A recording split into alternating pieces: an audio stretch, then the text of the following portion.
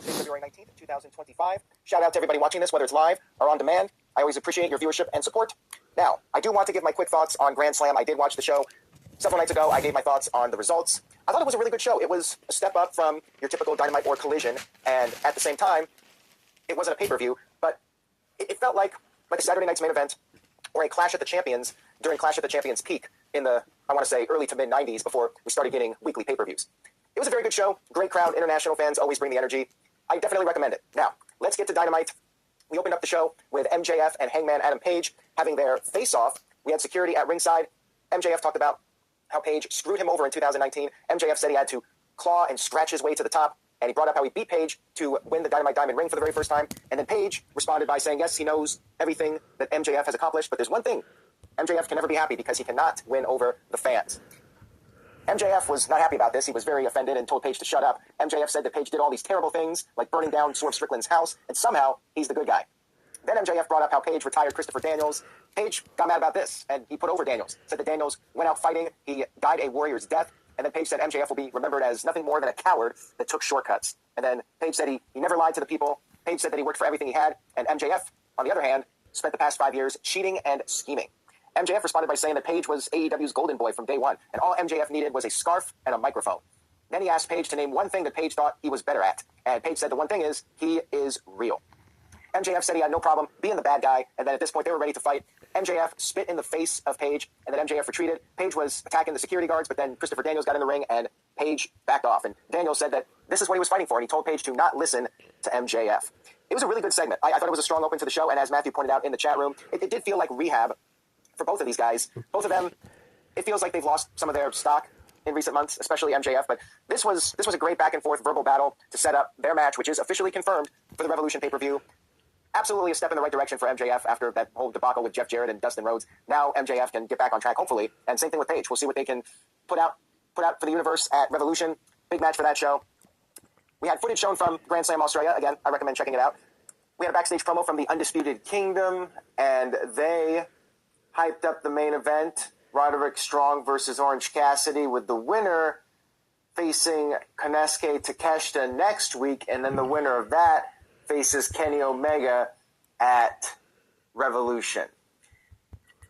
Now, unless there's some kind of swerve, this just seems like TV time filler because the match is Takeshita versus Omega, right? So why are we doing this match on Dynamite and then the winner faces Takeshita, who's probably going to lose again unless they do some sort of weird swerve? But why would they? Because Omega versus Takeshita seems to be the match.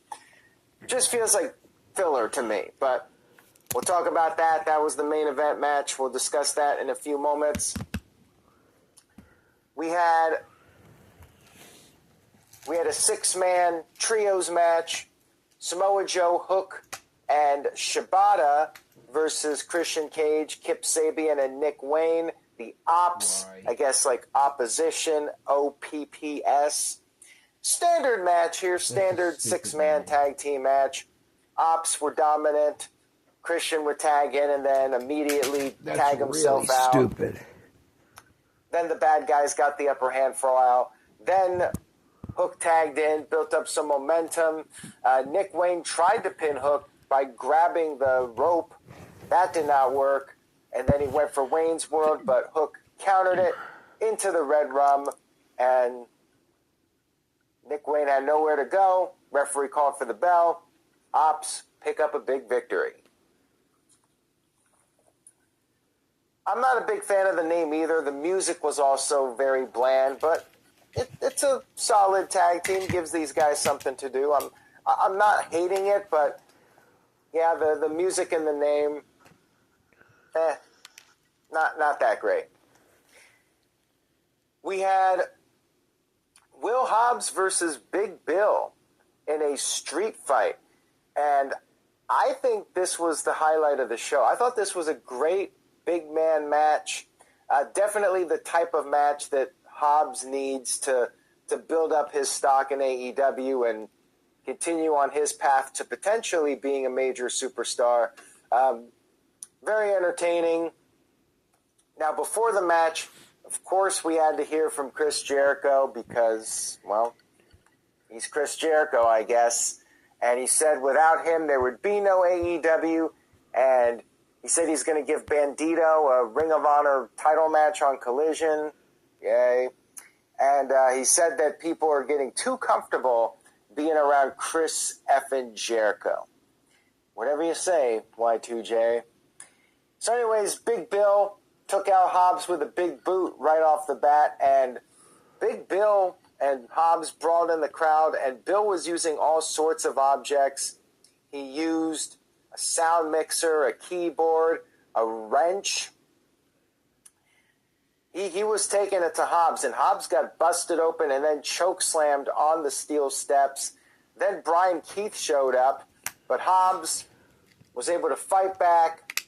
He took out Brian Keith, chokeslammed him through a table that was set up in the corner. Crowd was loving the carnage. They were chanting "Meat Forever," and then both guys ended up on the stage. Big Bill had brought out a backpack, and as it turns out, there were bricks in the backpack.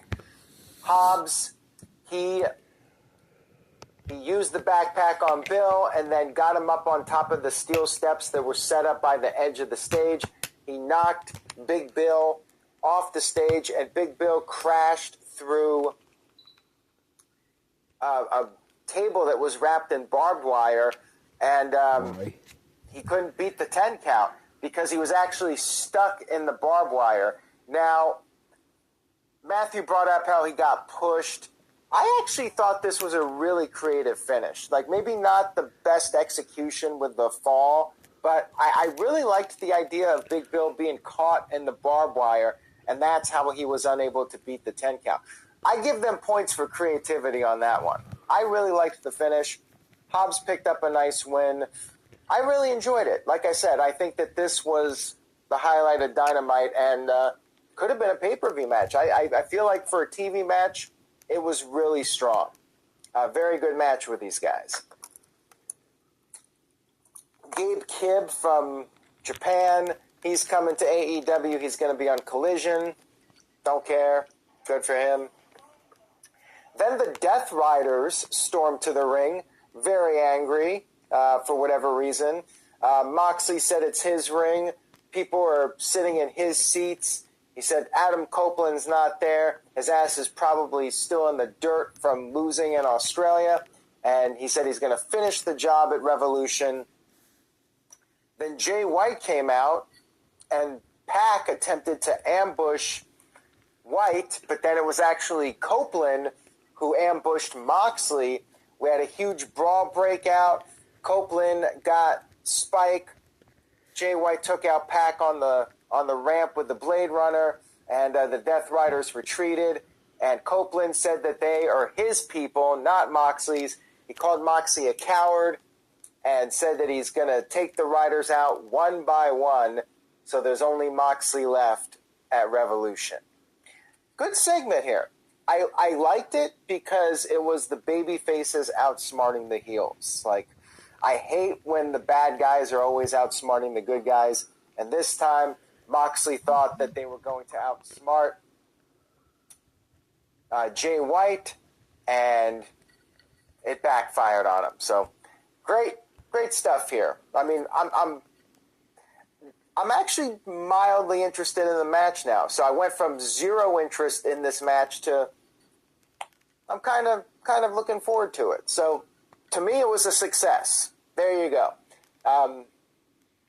Yeah, good stuff here. We had Mercedes Moné talking to Renee Paquette, and no, I don't think Copeland is winning. Although I'm a little uncertain after that Australia show, but we do have a couple weeks left until Revolution. So anyways, Mercedes was talking to Renee Paquette backstage about her next potential challenger. She said there's no stopping the Moné train. And then we had a video from star wrestler Momo Watanabe. I'm not sure how to pronounce her name, but she wants a shot at Revolution. Another person that Mercedes Moné can defeat. And, yeah, I wouldn't mind seeing Mercedes versus Toni Storm. Like, that would be an interesting match. But, yeah, I mean, I feel like Mercedes is just piling up her wins. And the matches are good, but she really needs somebody who is a real threat to her title and somebody that could potentially get the rub off of beating her. And I don't think Momo is going to be that person, with all due respect to her. But then again, I haven't seen her wrestle, so maybe I'll have a different opinion. We had our women's match of the evening, right in the 9:15 Eastern slot. Chris Statlander versus Megan Bayne. Evenly matched between these two ladies. Why would you do that back match? and That's a forth here. stupid match. You build up to that for a But then, pay-per-view. just as Statlander was perhaps going to pick up the win, we had Penelope Ford show up. She interfered, and that allowed Bayne to pick up the win with the F5. And then after the match was over, we had a really weird post-match. So Thunder Rosa came out there with a steel chair to even the odds and come to the aid of Statlander. But then, she was, trying to psych them out with the chair and, acting like she was going to hit them but didn't. And then they just walked away. It was a very bizarre post-match angle here. It was weird to me. Why didn't you just come out there and hit him with the chair or swing at him? Very weird. For a moment, I thought, is Thunder Rosa going to, attack Chris Statlander?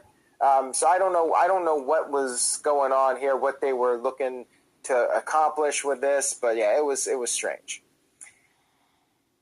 Then backstage, we had Max Caster saying he's not going to reconsider his open challenges, and it's going to continue on Collision. Another Collision segment I have no desire or interest to ever watch. Max Caster, now that Acclaimed is over, that is his stock in the company. I hate to say it. We had somebody whose stock is actually on the rise, and that's Ricochet. Ricochet came to the ring. And by the way, I am too impressed with Megan Bayne. She definitely has some potential. I mentioned this the other week on the Dynamite recap. So anyways, we had Ricochet wearing the Prince Nana robe, and he's really getting into the heel character now. Dare I say, this was the best promo of his career. Now, granted, that's maybe not saying too much, but I thought he showed a little bit of personality. He talked about how Phoenix is a poor man's Las Vegas, and he said booing doesn't matter. Booing is just booing into a void of nothingness. And he said he's going to whoop the ass of everyone's favorite wrestlers. And he said he came to AEW to win some gold. That's his goal now. But then Prince Nana came to the ring, and he told Swerve to stay home. He said that Ricochet is wearing something that doesn't belong to him, and if Ricochet had any honor, Ricochet would give it back. Ricochet dared Nana to take it, and said Nana was not going to get back the robe, and then he took his leave. No Swerve.